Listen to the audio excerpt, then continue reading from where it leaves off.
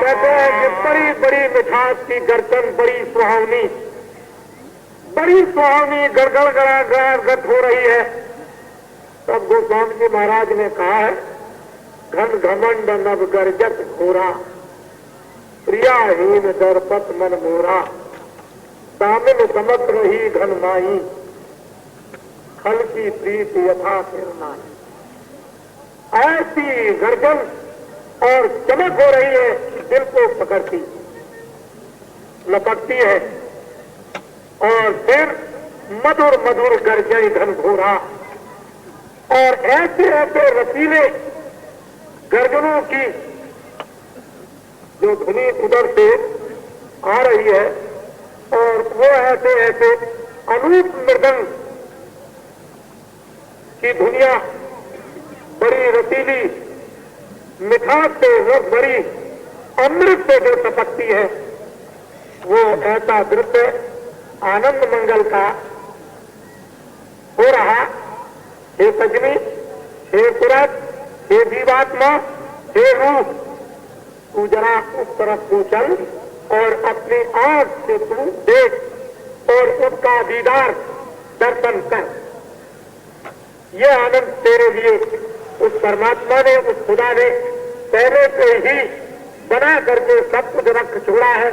लेकिन जब से तू आई और इस संसार में मृतलोक में आकर के जब बाहर देखने लगी, तो इस माया भी इन पर्दों को देख करके उधर से तू अपने ध्यान को हटा दिया और इधर ध्यान लग गया, उधर से आवरण पर्दा पड़ गया और इधर तू देखने लगी। इधर भी अंधी हो गई, उधर भी अंधी हो गई, दोनों तरफ तेरी आंखें बंद हो गई। इधर का भी पर्दा नहीं समझता, उधर तो कुछ दिखाई देता ही नहीं है। तो ऐसा कर, क्या क्या हो रहा। सूरज मंडल लाल मुकाम,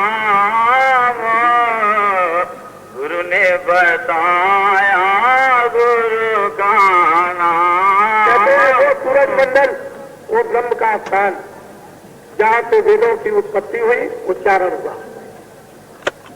ये वो कारण स्थान है जहाँ कहते हैं कि ये बीज कारण कपड़ा जीवात्मा को ठहराया, इसी स्थान से मन, यही ब्रह्म का स्थान है, यही मन का भंडार है। जीवात्मा और ऊपर से आई, मन के साथ यहाँ लगा दी गई और कपड़ा पहरा दिया।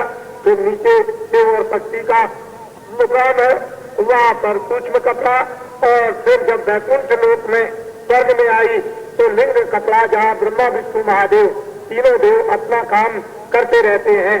और उस शक्ति और पुरुष से बिल्कुल अलग है, और वो पुरुष छुप करके बिल्कुल बैठे हुए, उनका पता कुछ नहीं।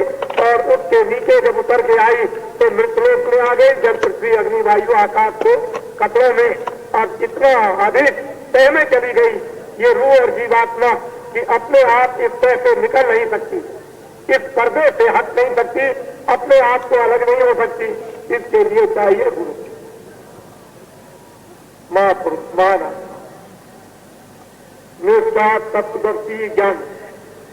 खुद आजाद हो गया हो, बंधन से मुक्त हो गया हो, कपड़े को उतार चुका हो, गुणातीत हो गया हो, समदर्शी, उसे प्रभु को जिसने देख लिया है, ऐसा कोई चाहिए महा आत्मा, जो इस जीवात्मा, इस सजनी को, इस रूह को इस कपड़े से निकाले, बरामद करे और निकाल करके ऊपर खड़े और ऊपर मेहराब पर खड़ा करके ऊपर दिखाए, और उस मेहराब को देखे चमकती हुई कि वो कैसी चमक रही है और रोशन हो रही है।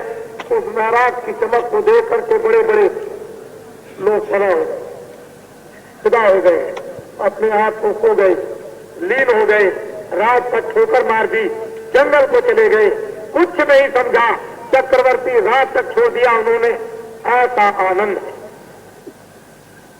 आपको ये भी पाना था इस कलयुग में, ये कलयुग का सौभाग्य, कलयुग समझुगार नहीं, आपको मिला था ऊपर जाने के लिए, और वो नाम की एक सड़क थी बड़ी सीधी सादी, ये कलयुग में आपको दे दी गई, उसका अधिकार दे दिया गया, महापुरुषों को दे दिया गया था कि चले जाओ तुम कहीं मिल लेना, चारों तरफ घूमते रहेंगे, उसके दर्शन की तुम में इच्छा हो जानी चाहिए। इतना ही इच्छा करना है कि उसको पाने वाले हमको मिल जाए। हे प्रभु, तुम अगर किसी आकाश में या किसी लोक में छिपे हुए हो तो ऐसों को मिला दो जो आपको जानते हो। इतनी इच्छा करने पर तो आपको कहीं न कहीं मिल ही जाएगी, लेकिन हमने तो ये भी इच्छा नहीं। वो पकड़ने तो मुबारक है आपको, ये आपके बड़े भाग हैं, लेकिन आप उनको क्या पहचान सकते हैं? किसी महात्मा को, किसी महान आत्मा को कि वो पहचान करा दे तो कर लो, नहीं तो कोई महात्मा को पहचान नहीं सकता। वो तुलसी एक साहब हुए हैं, कहते हैं तुलसी कान हाथ पर बीना। मैंने तो सब कुछ जान करके भी उन संतों को नहीं पहचान पाया, और दुनिया कहती है कि मैंने तो उनको पहचान लिया। महात्मा नहीं पहचान पाते हैं, और भोगी लोग कहते हैं मैं पहचानता हूं उनको। यही तो बात हो गई भगवान के दर्शनों की। ना मात्र में इच्छा न जगी, न कोई तड़प हुई, न प्रसादा हुई, तो कहते हैं सजनी अब तो काम कर ले, वक्त नजदीक है, थोड़ा समय रह गया, थोड़ी सोते हैं। वो भी डाल से गिरने वाली, जिस दरख्त से, मनुष्य रूपी पेड़ से, दरख्त से, अरे ये पत्ते सांसों के झड़ जाएंगे, ये दौर न लागे इस डाल। अरे नर नारी बच्चे बच्चियों, ये नाक और मुंह से जो सांसें इस डाल से, दरख्त से निकल जाएंगी, ये वापस नहीं लगती उसकी पूंजी, और चीज खत्म हो गई। और जैसे ही पूंजी खत्म हुई कि शिकारी निशाना लगा करके बैठा हुआ है कि फौरन हुक्मनामा काट देगा कि समय हो गया, जल्दी जाओ, मकान को खाली करो, उसको नाश करो, निकाल करके ले आओ। 1 मिनट के अंदर सेकंड भी नहीं लगेगा, आपको फना कर देगा। क्या आपका यहाँ रहेगा? उसके पहले, सांस खत्म होने के पहले, पतझड़ होने के पहले जल्दी अपना इंतजाम करो। हे सूरज, हे रजनी, हे जीवात्मा, हे रूह, अब तू काम कर और उस आसमान आकाश की तरफ, उधर उस दूसरे मुकाम की तरफ, पहले मुकाम नहीं दूसरे मुकाम की तरफ उधर चल, जहाँ सूरज मंडल लाख मुकाम हो।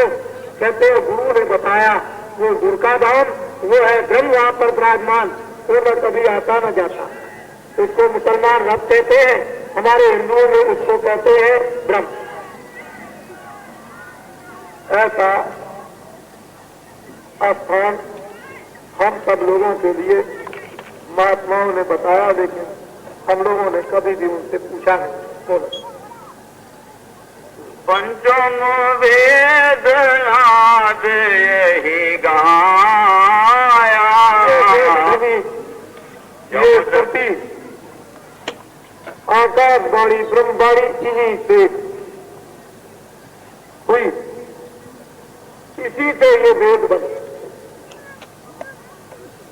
जो भी आप अथर्व वेद, ऋग्वेद, सामवेद, ये जो आप वेदों का जो आप नाम लेते हैं, वो इन्हीं की धुनी वाणी है।